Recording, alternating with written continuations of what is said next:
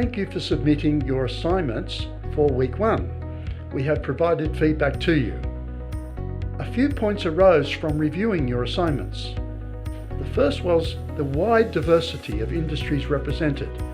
Industries as diverse as wine, organic food, education, skincare, enterprise software and tourism were all represented. A theme that stood out across around 50% of the companies was an emphasis upon use of product components or ingredients that were either organic or unique to Australia.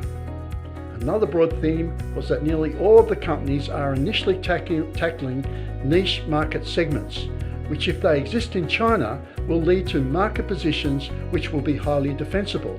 The companies all appear to be highly practical. In all, we were of the view that most of the companies stood a reasonable chance of establishing themselves in China. There were, however, a couple of negative things which also stood out. The first was that companies appear to focus upon their products and their advantages rather than understanding the needs of the Chinese consumer. This leads to the second problem, which is that most companies had only just started to think through the customer discovery process. In particular, companies are just starting to figure out how to involve the 1.2 million persons of Chinese heritage resident in Australia, or the 200,000 Chinese students, or the 1.5 million Chinese visitors, or the 100,000 Daigou. It is our suggestion that you consider upgrading that part of your China Canvas challenge where you set out how you are going to test the market.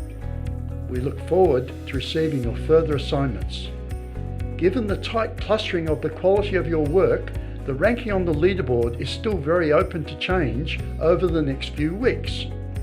Remember, feel free to ask us any questions on the C3 forum.